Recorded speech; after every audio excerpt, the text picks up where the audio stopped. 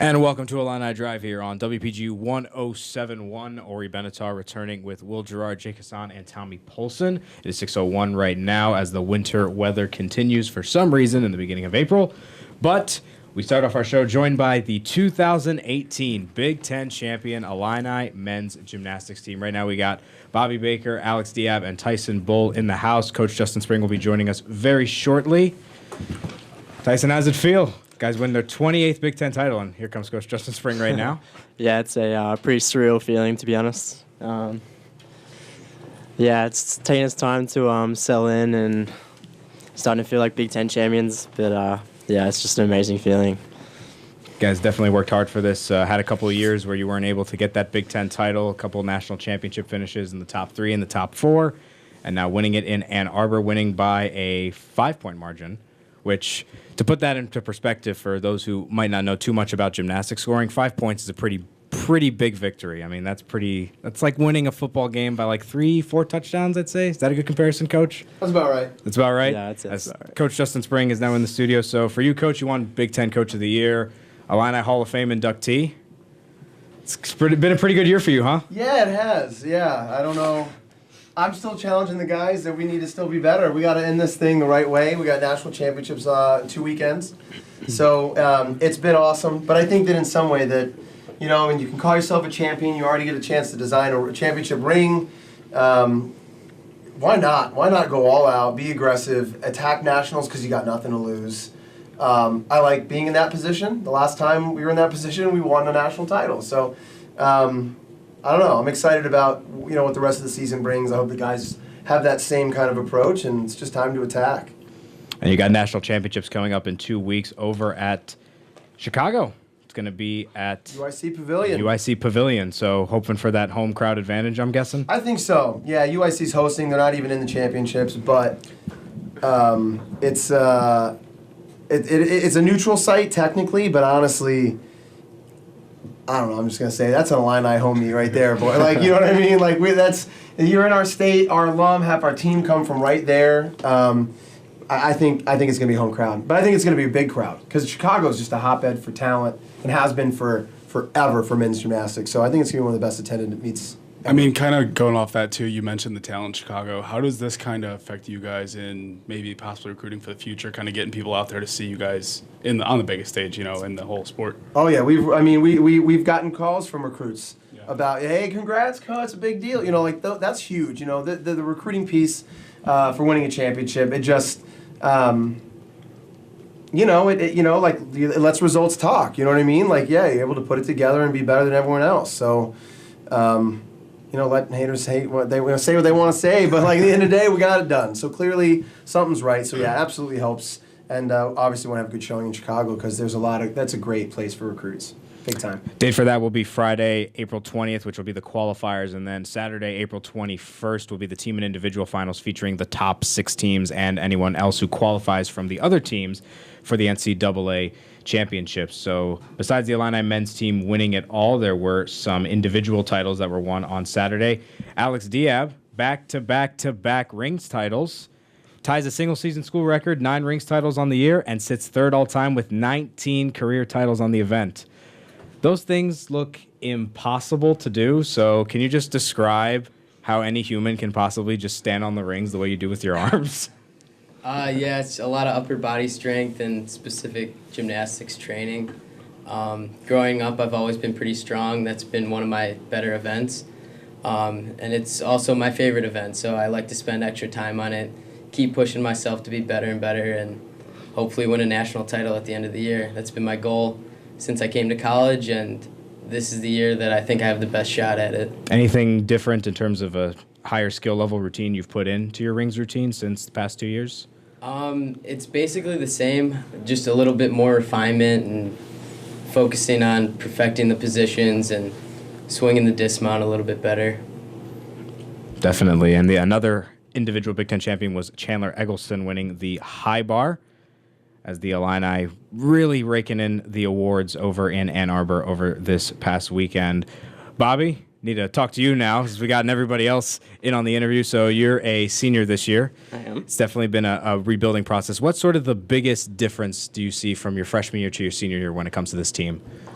I mean, every year there's a new team. There's new freshmen that come in. There's seniors that leave, and you never get the same atmosphere in the gym. You never get the same culture throughout the year. So I think each team is so much different, and the jobs and things that people contribute to the team each year are really different. I think for me, coming in as a freshman, I was just there to do my gymnastics, and over this evolution of college, I try and be a leader on the team. I try and do some of the best gymnastics on the team. I mean, I try and be much more than just a gymnast. I try and be a teammate. Yeah, I mean, this is kind of random a little bit, I guess, but just looking at this roster, I see that not only you three, but I mean, a lot of people are listed as all around. What kind of, in your week-to-week thing, your week-to-week routines, like how much time do you get to put into each separate event, kind of, and do you kind of focus on one or more than the other? That's a tricky question. Bob, how much time do you put in on each event? I'm a very efficient worker, so I probably don't put as much time as everyone else into certain events, or I don't really have a favorite event at this point, so I kind of just do them all and give them all the same amount of energy. If I may, Bob's being very modest. This coach, he's one of the only surviving all-arounders on our team this year. So, Alex is a great all-arounder. Tyson came in as an all-arounder. Everyone comes in as an all-arounder, but very rarely do you find ones that are able to stay alive and keep their head above water doing the all-around.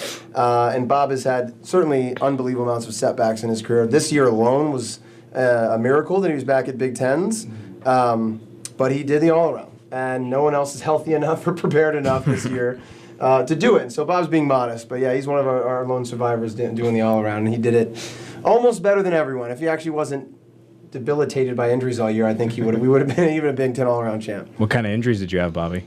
I had wrist surgery going into the year last summer, which they cut one of my bones in half and put a plate and 8 screws in. So that kind of just is lasting pain because it's never going to be the same. And then before the Oklahoma meet here 3 weeks ago, I had an ankle injury. I came down wrong on my ankle and ended up getting ambulance to the ER before the meet even started. So kind of coming back from that with 3 weeks until Big Tens was a little bit of a challenge.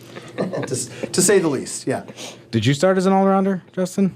I did, and I finished. I only did all-around maybe about 7 meets my entire collegiate career because I was so poor on pommel horse and our team was so strong that it just pushed me further away from the event, honestly. Bob's a rarity. Bob's very good at all 6 events, and so he's been able to stick with it when he can and has done very well for us. Even on his least favorite event, Bob hates high bar, and he made a high bar final at Big Ten. So things like that. I scrapped together a pommel horse routine my senior year to win. I did win the all-around my senior year, but did not do it beyond that. Are you still practicing with these guys the same way you were 10 years ago? Absolutely not. I'm seeing Instagram videos of you. My associate head coach Daniel pops up on one event, pommel horse, every now and then. I think the last piece of gymnastics I did was that Coleman 2 years ago. It's a big release move on high bar. I've been letting myself go a little bit more since then, so I'll let the pros continue to do it. I'm done. Yeah, Tyson, high bar that's sort of your biggest event. That for me is that's probably one of my favorite apparatuses because you guys are just flying around and swinging around. How do you not get dizzy?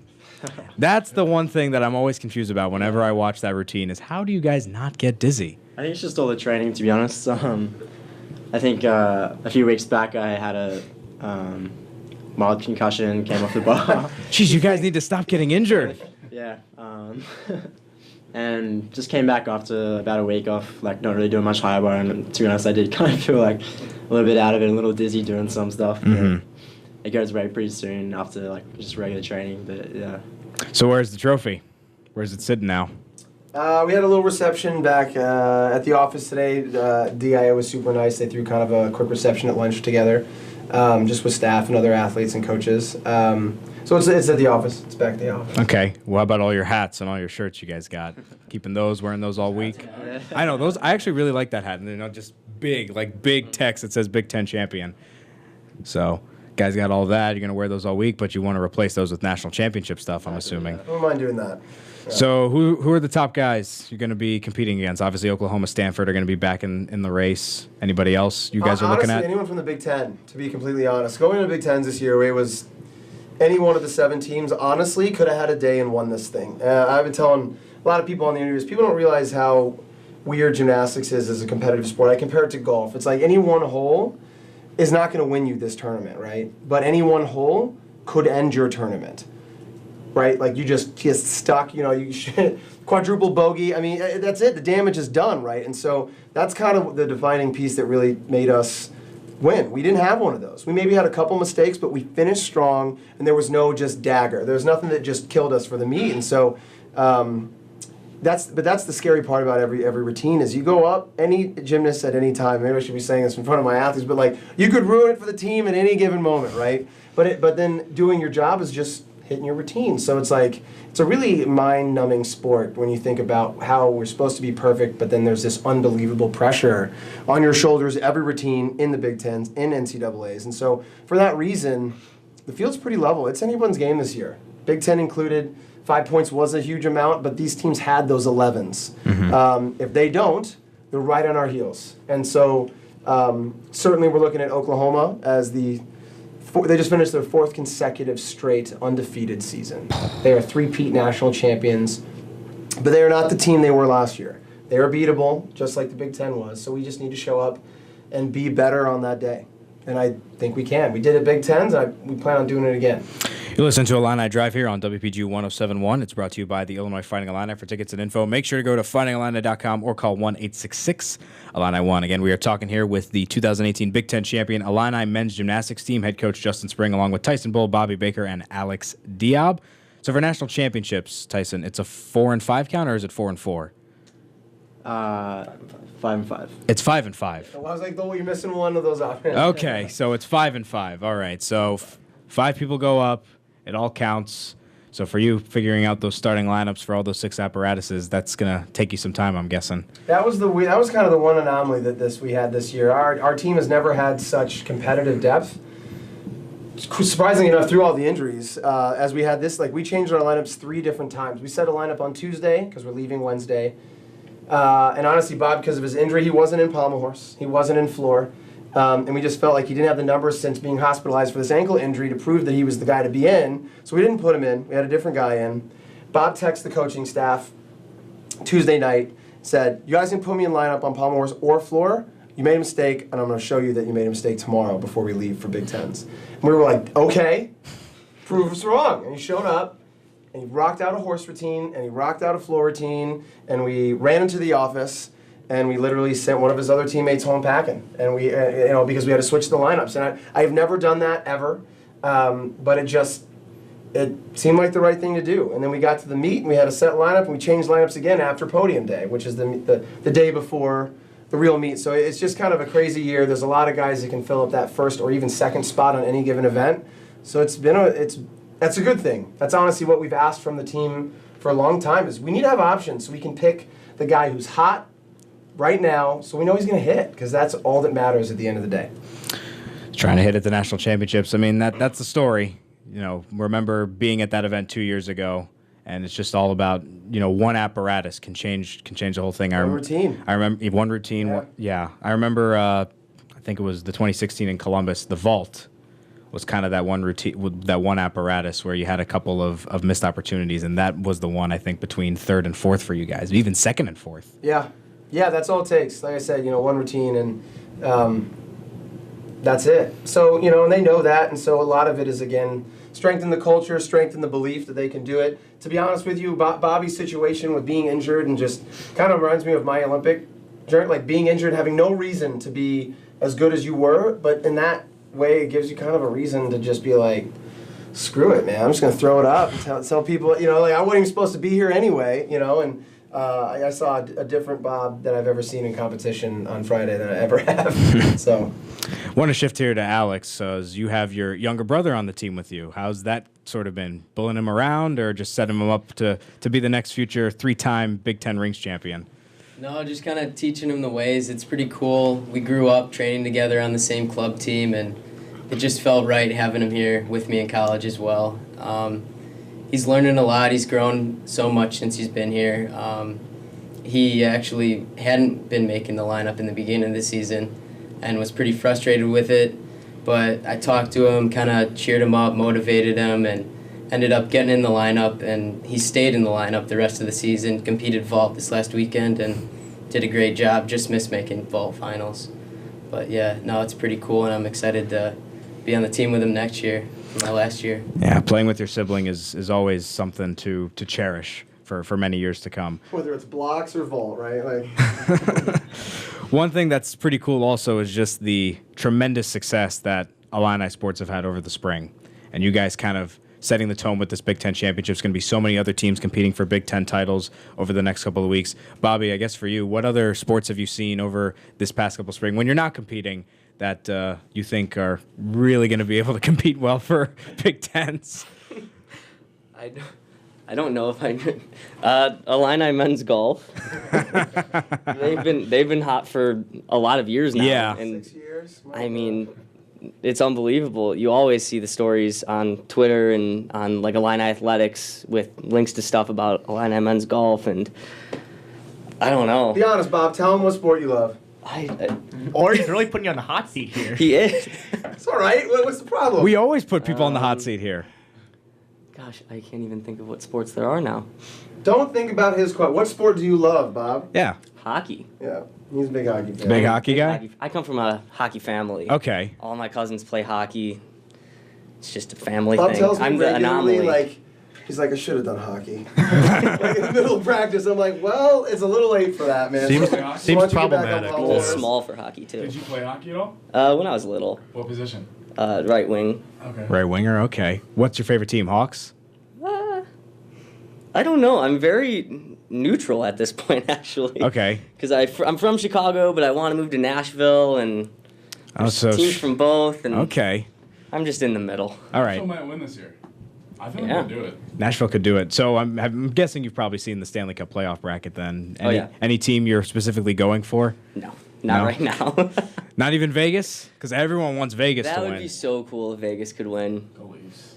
Go Leafs. Why? Austin Matthews, baby. Oh, come on. But they're playing the Bruins, and you're like, oh, Boston's going to be the best team. I think Boston's gonna. Oh, I got Columbus playing Washington. Caps need to choke again. Don't have to play the Pens. Curious. Fun fact. Huh? Yeah. So I actually got to see you in the '08 Olympics. I was out there for it when I You were was in Beijing? I was 10 years old. Yep.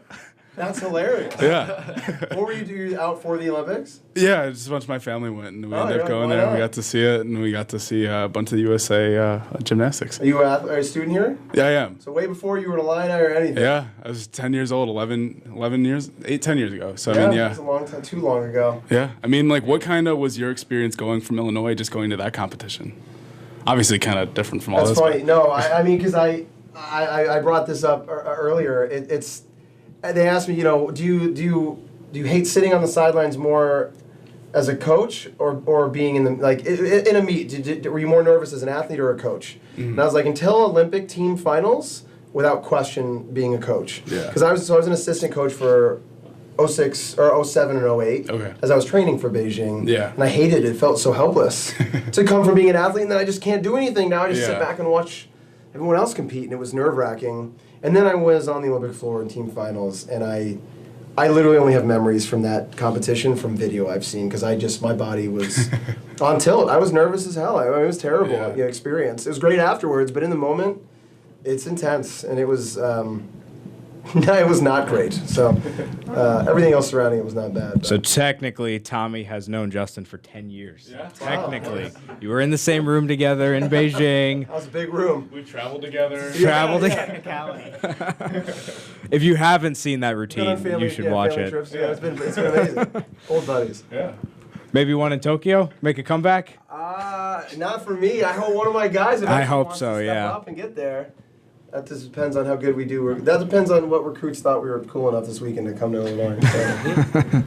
It's around 6:20 right now here in Champaign-Urbana. We're probably going to be taking a break here. Just wanted to thank you guys again for coming on. Head coach Justin Spring, Alex Diab, Bobby Baker, and Tyson Bull. Congrats on the Big Ten title. Good luck at national championships. Have a good 2 weeks of practice. And it's more like 8 days. It's gonna go fast. really, just 8 days? Well, we leave on Wednesday.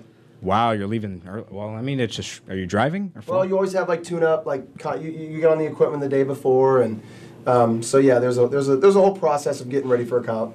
Just like a football team wouldn't show up the day of the meet and just roll. Right. I just hope you guys don't run into any snow on your travels, because who knows with this weather anymore. We'll walk there if we have to. Walk. We're not going to miss this one. Wonder how long that walk is from here to Chicago. It's probably like 2 days. No. We're getting into a weird part of this interview now. I mean, if you need to walk, you're starting Anyone with now. Apple Maps will tell us in about 2 seconds, yeah. Like a week. No, I bet you it's like 45 hours. Okay, we're gonna look this up when we're Phone. That seems when we're way on too a long. break. I'm doing it right So now. I'm thinking 3 miles an hour. What's a marathon run? 26 miles. 26 miles. But that's, you obviously couldn't sustain that. Yeah. Maybe it is that I'm long. thinking you walk 3 miles an hour. It's roughly 140, 150 miles to Chicago from here. And then you just kind of divide Almost that 2 by full hours. days. Yeah, so roughly 45 hours. Spot on. Yeah. I said To 45 walk. hours. 47. 132 If you miles. took a brisk pace, you could be there in like a day and a half. Yeah. Or you guys could just cartwheel there. You go faster. Yeah, talking about Dizzy earlier. Yeah, that is would not true. be That might not be the best idea. Thank you guys again for coming on. Good luck at national Well, championships. that's how we're signing off. Thanks, Yeah, guys. no, that's how you do it. All right, we're going to take a quick break here on Illini Drive. When we come back, we'll bring in Isaac Trotter to talk Illini spring football, and we return on WPGU 107.1. You're watching Illini Drive on Urbana Public Television. Tune in Monday nights at 6 p.m. to listen live on WPGU 107.1. Back to Illini Drive here on WPGU 107.1. Let's first take you through what happened over the weekend in Illini athletics, other than the men's gymnastics team winning Big Ten championships and Chandler Eggleston and Alex Diab winning individual Big Ten titles. A lot of wins in some other sports. Men's and women's tennis picked up victories this past Sunday. Baseball got a couple wins against Maryland, and softball had a big sweep against Maryland, including a 20-2 win yesterday. Isaac and I were there for that one. That was a pretty good game. I've never seen an offense explode like that, especially at college softball.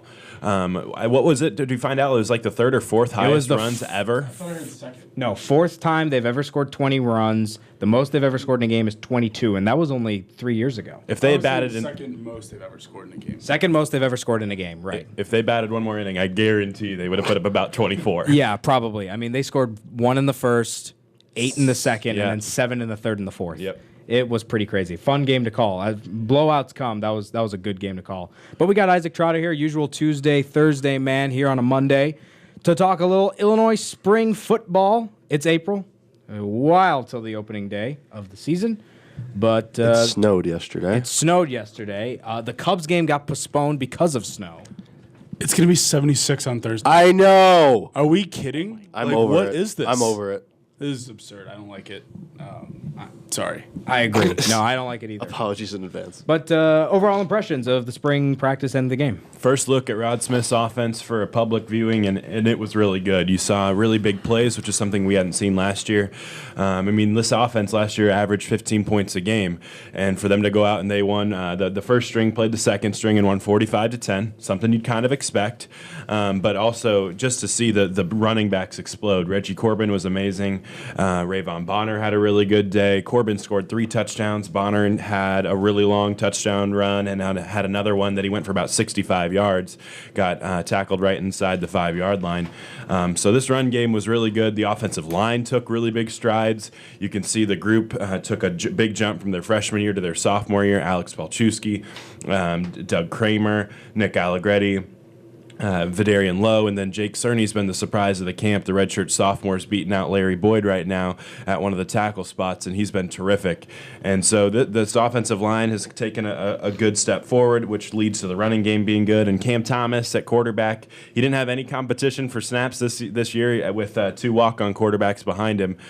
So he was really able to get some one-on-one time with Rod Smith, and he looked okay on Saturday. He threw 2 touchdown passes, one to Trenard Davis and another one just to Caleb Reams, which was for 71 yards.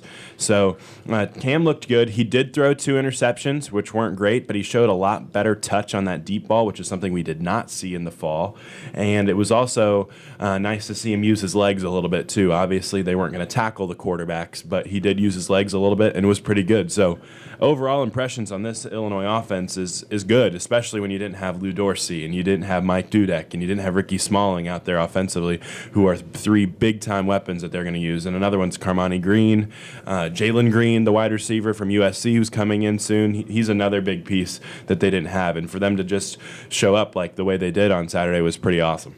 So the promise here is that, I mean, it seems like, do you think this offense can maybe average 3-4 touchdowns in the Big Ten, like in the early parts of the Big Ten season? It's hard to judge, especially when you're going up against a first-string defense that Illinois had, where they didn't have Bennett Williams, they didn't have Stanley Green, who are their two best safeties, and then they didn't have Jamal Milan, who I think is their best defensive tackle. So it's hard to judge everything against the defense that we saw.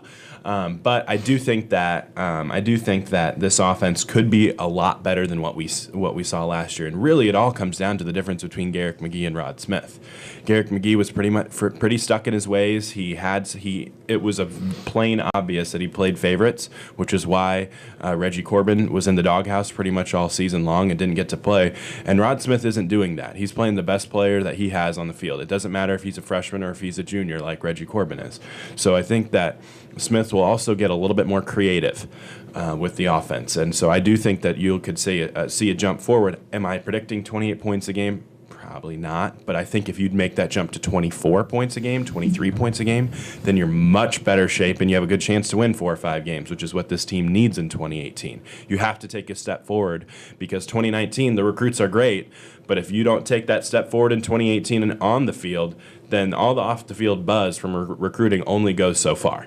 What kind of season is it going to take? Because obviously with Isaiah Williams in 2019, you would assume he jumps into a starting role immediately being a 5-star. What kind of a season do you think it'll take for Cam Thomas to hold on to that starting job, maybe for that full season? I wouldn't be surprised if Cam doesn't start at all.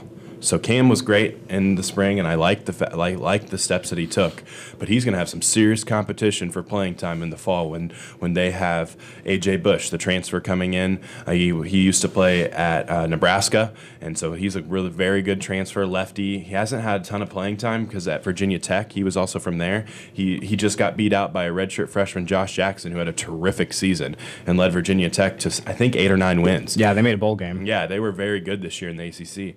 So I think that A.J. Bush is going to come in and push Cam right away for that starting spot. I'd imagine that Cam starts first couple games, but I would not be shocked if A.J. Bush is in there really soon. And then I haven't even talked about the 3 freshman quarterbacks who are coming in, and M.J. Rivers, who was a player of the year down in Texas, Matt Robinson, who was the first quarterback handpicked by Rod Smith, who's a very, very good passer.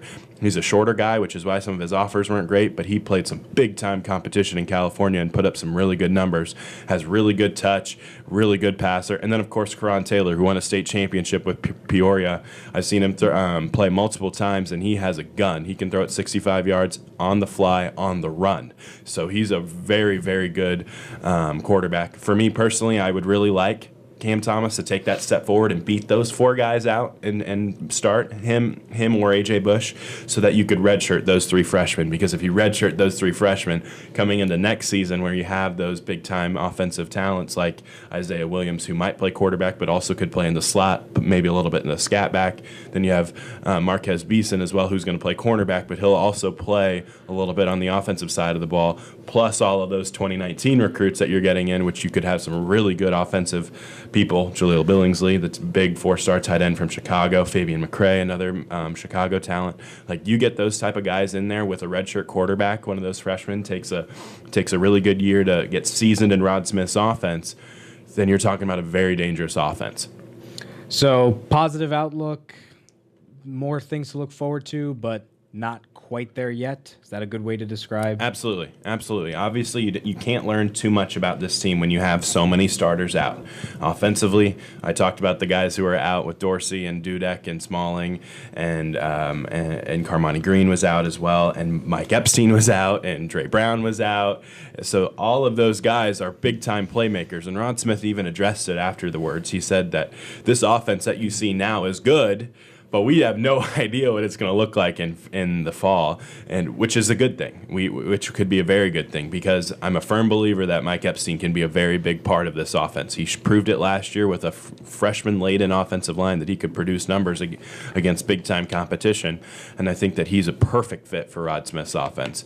A lot of inside zones, a lot of quick hitters for him, just get the ball out in space and let him go to work. He can really be a big impact piece. And then Dre Brown as well is the second best running back on the roster. So you had two running backs that are probably your best 2 running backs out, and you didn't have your top wide receivers, and this offense was still capable of putting up big numbers. It could be really, really special. I mean, yeah, obviously It's early April. We don't know what this offense looks like yet. Even looking at the schedule now, what's the ceiling for this team this year? Because, I mean, looking at the first few games, Kent State, Western, I would think they're both very winnable games. USF loses Brandon Flowers. I think that's a lot more winnable than it was last year. I think it's Quentin. I just said Flowers. Yeah. It is Quentin Flowers, I believe. Yes, it is. Yeah. It's Brandon Flowers. Right. Yeah. Then obviously, Penn State's going to be good again. They lose Saquon. Rutgers, probably winnable. Yeah. Purdue. That's a winnable game. They lost a lot of grad transfers that they Wisconsin should be very good again. Maryland, maybe. Maryland's a good program right now. They have a very good offense, Yeah. but their defense has always been a concern. But then moving forward down those last 4 games on the list, you have Minnesota at home, you go to Nebraska, who should be better. Then you have Iowa at home and Northwestern, where you go play Northwestern. When I look at the schedule and I don't see Ohio State, and I don't see Michigan, and I don't see Michigan State, man, the optimist inside me could say, oh, wow, this team could really be 7-5. Am I that high? No. I think that 5-7 would be a really solid season. I think that their ceiling is probably 7-5 just because they're so thin. And we've seen it before. Like, this secondary is terrific in the first group. Nate Hobbs is a future pro. Tony Adams is going to be a guy who's going to make some money in the NFL someday. And Cam Watkins is another solid Big Ten corner. Those are great. Bennett Williams, obviously, freshman All-American last year, and Stanley Green was honorable mention All-Big Ten last year at safety. Those are awesome. But you do not have the depth there right now. You have to have one of those freshman defensive backs step up, or we're going to have Michael Marquez, who's a walk-on, or Dawson DeGroot, who showed on Saturday that he's not quite ready for Big Ten football yet at safety. And then at corner, you'd have a 5'9" Nicholas Walker, who just transferred here from a JUCO program down in Texas. Like, you just don't have the depth, is what I'm saying. So, barring injury, and if this offense can stay healthy and you get improved quarterback play from either Cam Thomas, A.J. Bush, or one of the freshmen, I think 5 wins is out there. I think Kent State and Western Illinois should definitely be wins. If you're not going to Rutgers and beating them, then you've taken a large step back with this program, and that's not good. And then Purdue is a game at home. You should be able to beat them. Minnesota last year, you had them on the ropes with a really, really young team and still couldn't finish the job there. I think that Minnesota is a game that you could win. And then Iowa and Northwestern. Iowa's going to take a little bit of a step back this year. They graduated. They're one of the best running backs there. Are they going to be good? Absolutely. They're always going to be strong in the trenches. That's what Kirk Ferentz is known for. But that's a team that you hung with for 3/4 of the game last year as well, that you should be able to take another step forward with. And then Northwestern, I think that Northwestern's a game that Illinois should be very, very competitive with. So I look at the schedule and I say, there's 5 to 6 wins right there in front of you, and it wouldn't take that much of an improvement. Right. I think they got to get a steal win. I think the 2 games I see as being the opportunities to get a steal win, South Florida or Penn State. Because, yes, Penn State's going to be very good, but losing Barkley, we just don't know what this Penn State team is really going to look like. McSorley is so good. I agree. And that defense, like... Sorry. Yeah, right away when you said that, I was gonna say I think Trace is way too good. Like he's still gonna have too many weapons, and I mean, for a team that has been doing as well, and obviously Saquon is a specimen. He's a special player. But, I mean, next man up, they're still going to have another solid running back. I tell you what, though. If Illinois is sitting at 3-0 coming into that Penn State game at home, you're talking that's probably a Saturday night game. Hall of Fame weekend. It's a Friday night game. It's a Friday night game. It's probably a very filled stadium for something like that. You could make a case that Illinois is going to get ready to go for that type of game. But 3-0 is a big if, because I think South Florida is very, very talented this year, and I don't think that Illinois would be favored in that game as of right now. Right. Could things change? Absolutely. Could A.J. Bush come in and prove that he is a big-time prospect at what he was out of high school, and he just got unlucky getting to Nebraska and accidentally having to play behind Tommy Armstrong Jr., who's one of the best quarterbacks to ever go through Nebraska, or then going to Virginia Tech and getting stuck behind a really good redshirt freshman in Josh Jackson. Like if he proves that he's a good Big Ten quarterback, just decent, then Illinois could compete. If he can't, and we're playing Cam Thomas and he's struggling to see the field and understand how to go through his progressions and make those throws, then it's going to be a really long year. I know we mentioned AJ Bush is one of the transfers coming in. I can't seem to find his name, and I'm kind of blanking on it. But have you seen anything out of the USC receiver that we got? Jalen Green. Green hasn't gotten on campus Okay. yet, so he'll get on campus in hopefully early June. It might be July. So by the time he gets on campus, I think that there's a very good chance for him to be that number 4 wide receiver on this team, because I think Ricky Smalling is pretty much that number 1. I think Dudek does a lot of great things for you in the slot, and Rod Smith has gotten very, very creative with him. And then Shaden Metters, the transfer from Appalachian State, is pretty much locked into that 3rd wide receiver spot. But when I look at number 4, I see a Carmani Green, who's a sophomore, who's inconsistent, but could be solid in this offense because he has big-time speed, former 4-star recruit.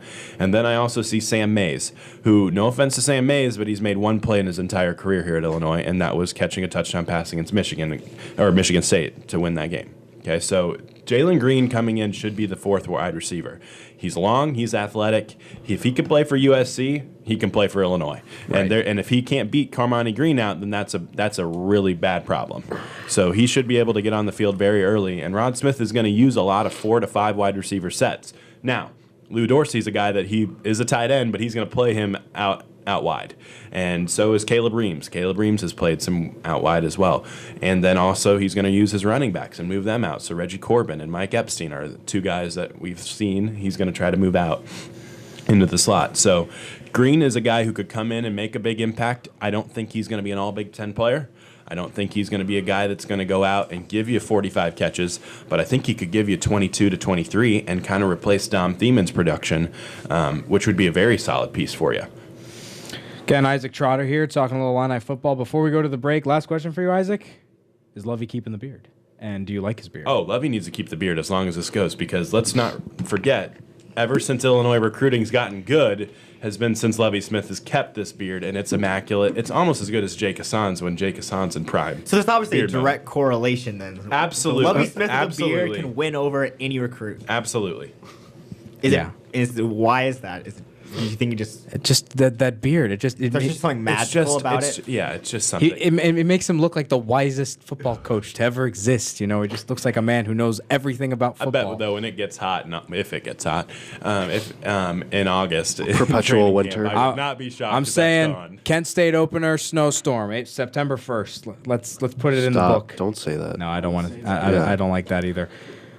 Thanks, Isaac, for coming on. You can hear Isaac tomorrow from the TNT crew for another edition of Illini Drive, but we're going to continue this edition of Illini Drive next. From Final Thoughts, the Masters happened. We'll talk a little bit about that, plus some NBA and NHL when we return to Illini Drive right here on WPGU 107.1. You're watching Illini Drive on Urbana Public Television. Tune in Monday nights at 6 p.m. to listen live on WPGU 107.1. Back to Illini Drive here. Quick little score update. An Illini team just finished second at a Big Ten Championships. It is the League of Legends team. If you don't know what League of Legends is, it is a video game. So a little Illini esports update. Showing love to the League of Legends We're boys. going to have them in studio next We week. should get them in studio. That would be cool because I don't know how the game works. My roommate loves League of Legends esports. Shout out to Victor. Everyone on my floor freshman year played that game nonstop. I can tell you that much. Yeah, so they finished second, lost to Maryland in the Big Ten Championships. It's, I think, their 3rd straight second-place finish. I might be incorrect about that, but we got a good League of Legends team. Keeping an eye on that. Some score update. White Sox lost to the Rays today, 5-4. The Cubs' home opener got postponed because of a snowstorm on April the 9th. Again, this is ridiculous. We got 3 2-0 games in the majors. Brewers are up 2-0 against the Cardinals. Nats are up 2-0 against the Braves. And the Mets are up 2-0 against the Marlins. Marlins gave up 20 against Philly on Saturday, the same amount as the Illini softball team scored yesterday. Basketball, Cavs are in action right now. OKC's in action against Miami. Their logo doesn't exist anymore, apparently, according to ESPN. The big game tonight in the NBA, though, is between the Clippers and the Pelicans as New Orleans trying to get a playoff spot. But we're going to do a nice little speedy final thoughts. We'll start off with Jake Hassan with a little Masters. Patrick Reed takes the title and holds off a phenomenal comeback by Jordan Spieth. Yeah, I mean, Spieth was amazing. I mean, he was 9 shots back, 10 shots back to start the day, and then to just come short by 2 strokes. Like, that's insane. Like, how good he was yesterday was crazy. And, I mean, if he had had a better 3rd day or 2nd day, maybe then we have a playoff or something. Like, you know, a lot of ifs there. But it was one of the greatest rounds of golf I've watched in the last couple of years. Just super impressive. Like, that 12th hole, he finally got over the hump there after going in the water twice 2 years ago. So I mean, yeah, it was awesome to watch Jordan do that, but Patrick Reed's fun to watch too. I like him. Just because of like how, and I mean, a lot of people don't like this because it's golf, but like he just wears all his emotions on his sleeve, and I love it. Like I just love every minute of like how intense he is. I think a lot of the new best golfers, because even Jordan Spieth, every time Jordan Spieth hits an iron shot or hits a drive, you always hear him say something. I love hearing Jordan Spieth miss shots because he's so funny. And I remember, I think when he hit his birdie to go to 8 under for the day, you literally saw him mouth, "Are you kidding me?" Like him and Patrick Reed, like all these young guys. I love the fact that golfers are wearing their emotions on their sleeve because that just makes the sport more interesting to watch. Tiger kind of started that trend a little bit when he's just going crazy after his big shots. But now you're really seeing it with every shot these guys are showing. Jordan even like it was a couple months ago when he won a tournament. He chipped in to win a tournament. And He threw his club at his caddy. It was amazing. It's a great gift. It was hilarious. Everyone was using that gift. I mean, yesterday. Ricky Fowler came in second, and he's one of those guys that doesn't really show a lot of emotion, like unless it's like the Ryder Cup or President's Cup. Like he's funny and like fun to follow off the course. Like when he's playing, he's not really emotional. He's really good. He's fun to watch, but. He's not like Patrick Reed. And Patrick Reed rubs a lot of people the wrong way, I think, because he comes off as kind of brash. But I mean, I love it. I mean, I loved when he said his back still hurts from carrying Team USA in the President's Cup. Like that was hilarious. Tiger Woods finishing with a +1 on the tournament, shot 73, 75, 72, 69. Some people still saying that is the story, but I don't think that's correct because Patrick Reed, I mean, shooting a 15 under is pretty impressive, but also Jordan Spieth shooting a 64 on a Sunday. It's a story. Yeah. It's not the story. But most of the top 10 are familiar names. The only ones that are not familiar. It's a really strong top 10. Cameron Smith, I'd never heard of from Australia, 9 under. You got Tony Finau, I've heard before, but he shot 7. Charlie Hoffman had an ace. Finau playing on the dislocated ankle. Yeah, I saw that ankle. He went 6 straight birdies yesterday. Did you watch? Like I watched the video. I didn't get to watch much of the Masters, unfortunately, but just seeing that video of him dislocate his ankle Then and pop it back in. I almost threw up. It's amazing that he even played and made it through 4 rounds, but then even to finish in the top 10. I mean, congrats to Finau. Yeah, that's crazy. So the Masters in the Barry books. Barker's cousin. People forget. Next major is the U.S. Open in 2 months. But let's go to final thoughts. NBA playoffs are starting this week, but we got a few more days left in the regular season. Will, what's your thoughts on what's happening in the association right now? I'm just going to say that I cannot wait to see what happens out west because I think there are so many teams that could contend this year. When it comes to how everything looks out east, I'd like to hear your guys' thoughts on this one. I mean, with the injury to Kyrie, does it seem like there's anyone that can contend with the Cavs out east? Toronto. I think Toronto can, and I think low-key, if Philly keeps up this amazing run. Philly's won 14 straight. They've up to the 3 seed. Right now, Cleveland is the 4 seed. The last time LeBron was a 4 seed, I think, was when he was like a third year in the NBA when the Cavs were playing like the Wizards every year in the playoffs against Gilbert Arenas and Caron Butler. Oh, man, shout out Gilbert Arenas. But I think Philly and Toronto and Cleveland are the favorites. I think Boston doesn't stand a I think chance. Boston's still not bad. What? No. Like Jaylen Brown's really good. Jason Tatum really good. Like they don't have a They superstar can't to make like. the finals. Gordon Hayward's totally going to show up and play. No, the team. Gordon Hayward is definitely. If they make the conference finals, Gordon Hayward definitely comes into this game. How do they make the conference finals? I think they very well could. I think Philly beats them in the second round. 'cause I right do now think that's Philly the matchup. will, but like I don't think it's Boston could easily win that. But Not even- easily, but Horford they could can win it. carry But the even team a little Cleveland bit. against Toronto, the Cavs have played the Raptors in the playoffs the last 2 years and swept them. Or they swept them last year or 2 years ago, and then they beat them in Last Toronto's year, playing so well this year. I know though. Toronto's good, but again, it's LeBron James. He's the difference maker. This is his last the year in West Cleveland. is going to be insane. I think the Western Conference playoffs are actually going to be good this year because Golden State is not did you going to even run hear what away he with said? it. What do you say? I said this is his last year. in Oh yeah, Cleveland. okay, fine. I thought you were just ignoring him straight It's not up. like I've heard that a million times, dude. Trae Young, the savior, though. I think the West is the Trae best. I mean, Young, the the fact savior. that Minnesota has fallen to the 8 seed and Donovan Mitchell and the Jazz are the 4. What the heck happened there? I mean, Jimmy Butler's back though. right. I mean, I could even see the Thunder making a deep run. Thunder could. They would play Golden State. Ooh, Thunder Golden State first round. Ooh. Oh, that'd be so good. It's so crazy to me how good the West is every year compared to the East. Like the West's 8 seed is Minnesota; they're 10 games over 500. The East's 8 seed is Washington; and they're only 4 games. But the over East 500. is a lot better this year because I still remember. Oh, they're a lot better. Yeah, because a few years ago, the 8 seed in the East had a losing record or was 41 at 41. Like when the Bulls make the playoffs as an 8 seed, they were like 42 and like 40. Yeah. So at least you got a team 4 games over 508th, which is the Wizards, who are on a really bad run right now. Going to get killed by the Raptors in the first round at this rate. So yeah, NBA regular season is going to be coming to a close soon. One regular season's already in the books. The NHL playoffs start on Wednesday. Tommy, what do you think about the bracket? It's a really exciting bracket, actually, and it's kind of insane how it worked out because, I mean, you see, a lot of these teams, like, I have thought for a long time that Nashville very well could win the West, and they probably should again. But, I mean, the Avs are not an easy first-round matchup. That's a hot team. I mean, they had to win on the last day of the season in regulation to get in even. But, I mean, you look at guys like Nathan McKinnon, who had a shot at the Hart this year. They've still got Landeskog. They have a lot of talent. And, I mean, Nashville obviously is probably the favorite out of the West. But, I mean, if you're looking at a potential Winnipeg-Nashville second-round matchup, Right. Winnipeg is unbelievable. I mean, Patrick Laine is one of the best pure scorers we've seen in a long time. Scheifele's very good. I mean, it's a strong team. You look at the rest of the West, I mean, I don't think that the Pacific side's all that exciting. I don't think Vegas is really going to do too well against LA. I think low-key, watch out for the Sharks. Because the Sharks, they're going to be playing for Joe Thornton to get him a Stanley Cup. I mean, Anaheim is overrated. I don't like the Ducks. Anaheim and San Jose, neither of them really do it for me. I just don't think either of them are that good. I don't know. Out of the West, I would say that it's going to be one of these first 3 teams we see, so either Nashville, Colorado, or Winnipeg. I think that all 3 of those teams are just so good offensively. Right. And, I mean, they have the D guys to match up. I mean, you just don't see – the only way I really see any other team making it is if Vegas and Marc-Andre Fleury just shuts down and steals some series. So that's very possible. I mean, He's done it before. exactly. And I mean, he's got the experience. He knows how to play in the playoffs. But I mean, I think it's one of those 3 teams, so Nashville, Colorado, Winnipeg.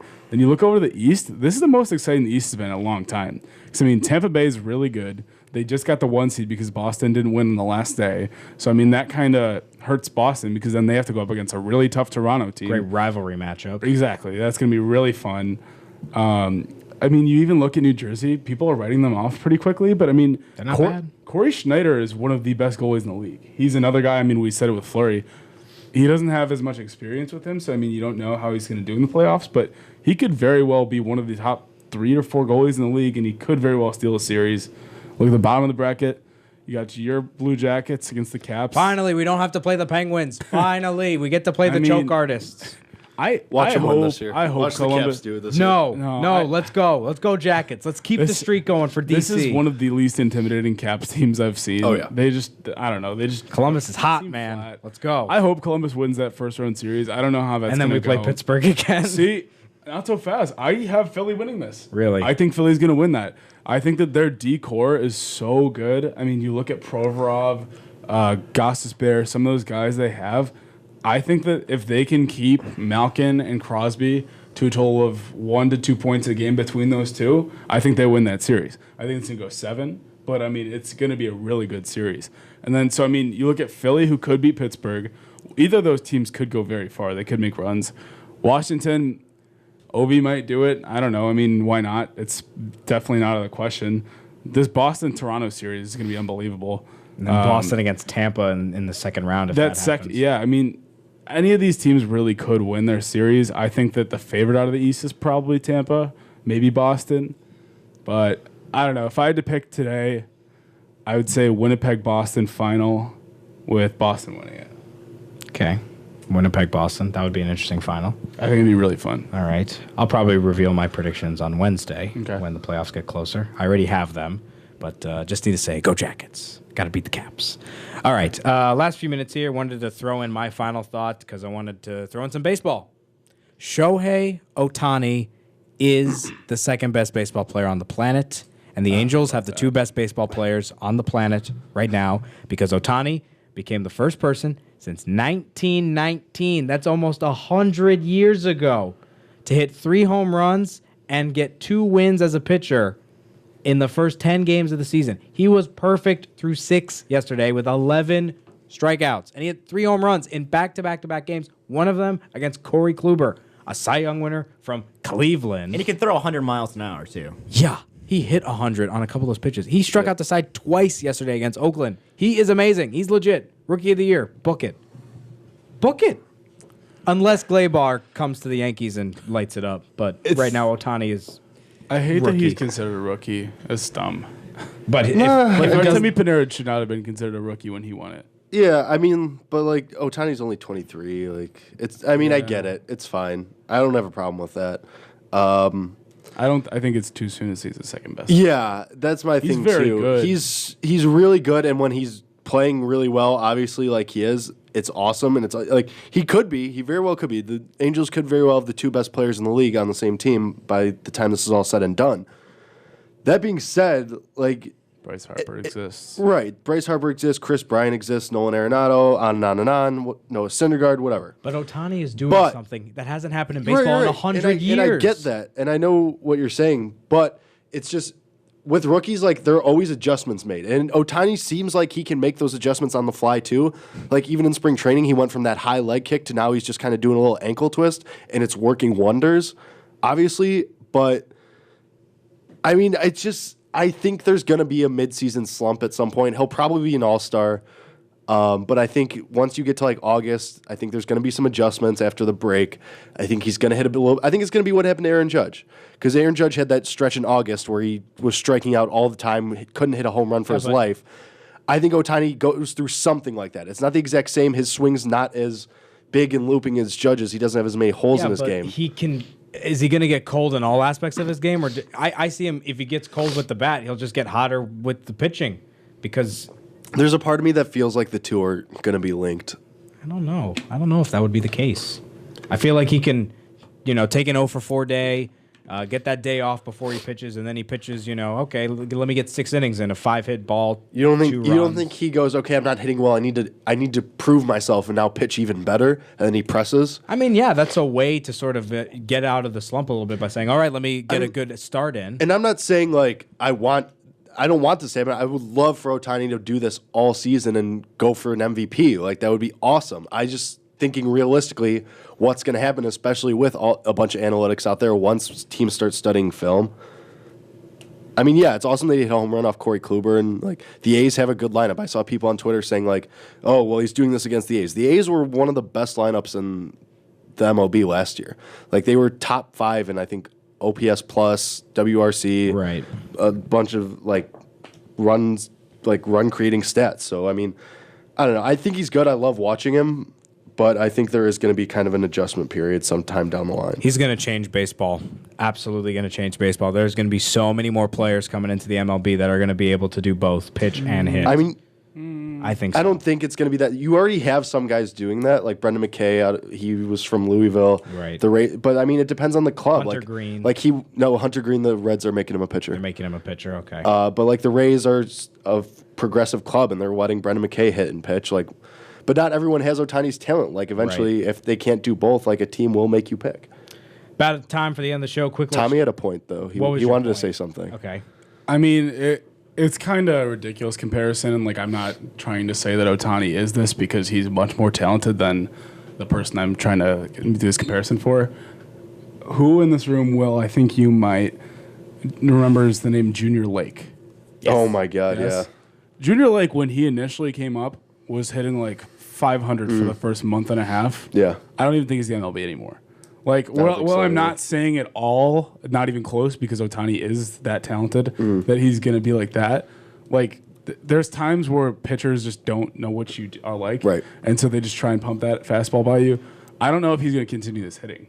Right. And I mean, once people start scouting out his pitching more too, like, it's definitely, it's great to see him starting out like this, and I do think it's amazing, and he's extremely talented, and he could be one of the better players in this league.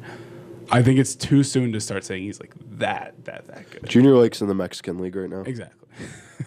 He's not doing that. But I do know what you're saying. Yeah. Like there are like guys always go on this like little hot streak when they first get up. Yasiel Puig, when he first came up, took him forever to readjust. Right, and I mean like, but like you said, I think Ohtani is just that guy who can adjust that fast because he did it in spring training. Right. So I mean that was only a couple weeks. I mean there are guys who don't slump, like Cody Bellinger didn't slump at all last year. Right. So, I mean, it just depends on the player. Like, Ohtani does seem like a different kind of cat. Like, we're going to have to see, and it's going to be awesome. But he's a human. He's not a cat. Quick little score update before we tune out for the day. The Brooklyn Nets and the Chicago Bulls are playing in a big tank game. Nets are beating the Bulls which is not good for me, but good for you guys. I mean, Trae Young will still be on the board. The Bulls won't take him. You'll be fine. Okay, fine. Alan Crabb has 20 points in the first quarter right now. He's hit 5 threes. He's on fire for the Nets. Oh, Bulls just scored. 7-point game now. So come on, Bulls, get the win. Give me Jaren Jackson. Why don't they just suit up like a high school team for this game? Because the NBA. We said just Cameron Payne and Cristiano Felicio. Sign a bunch of 10-day contracts and just start every single one of them. I mean, the Bulls are going to lose. They can this play game. the full 48 minutes. It seems like the Bulls are going to lose this game, which I hope they do. Because We'll see. For Tommy, for Jake, for Will, I'm Ori Benatar. You just listened to Illini Drive here on WPGU 107.1, brought to you by the Illinois Fighting Illini. For tickets and info, make sure to go to fightingillini.com or call 1-866. Oh, Tommy got new glasses too. And Tommy Looking has sharp. new glasses. Looking sharp. Bigger eyes. I like them. Bigger eyes, he said. Bigger eyes. Yeah. All right. Tune into Illini Drive tomorrow to hear Isaac, who you heard a couple of moments ago, and the rest of the guys tomorrow, 6 o'clock, right here on WPGU 107.1.